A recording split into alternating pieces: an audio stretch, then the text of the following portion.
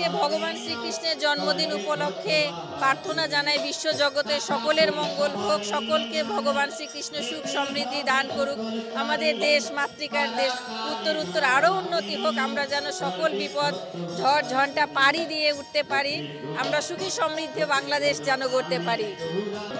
আজকে এই দিনে আমার প্রার্থনা এটাই থাকবে যেন দেশ এবং পৃথিবী থেকে পাপের বিনাশ হয়, পাপীদের যেন ধ্বংস হয় এবং সমৃদ্ধ এবং অসাম্প্রদায়িক বাংলাদেশ যেন গড়ে ওঠে, যেন সুখ সমৃদ্ধি এবং শান্তিময় বাংলাদেশ গড়ে ওঠে এবং সারা বিশ্বে যেন শান্তির বর্ষণ হয়, এই আমার প্রার্থনা থাকবে।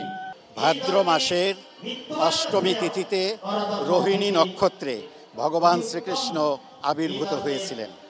আজকের এই দিনে শুভ জন্মদিনে আমাদের সকলের প্রার্থনা ভগবান শ্রীকৃষ্ণ যেন আমাদের এই বাংলাদেশে সাম্প্রদায়িক সম্প্রীতি সকলের সাথে মিলেমিশে একাকার হয়ে বসবাস করতে পারি, কোনো রকম যেন হানাহানি মারামারি কোনো রকমের বিশৃঙ্খল সৃষ্টি না হয়, সকলে যেন ধৈর্য ধারণ করে আমাদের এই দেশটাকে সকলেই রক্ষা করতে পারি।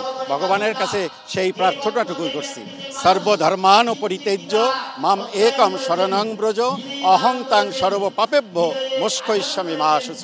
ভগবান যেন আমাদের শান্তি দেয়, শান্তি দেয়, শান্তি দেয়। দেশ ও শান্তির সমস্ত মঙ্গল কামনা গীতা যজ্ঞটা হচ্ছে, আমরা দেশে শান্তি চাই, সবাই আমরা সাধারণ নাগরিকরা যা চাই আর কি শান্তিপূর্ণভাবে আমরা আগায় দিতে চাই, দেশটা ভালো থাকুক, শান্তিতে থাকুক, এই প্রার্থনা।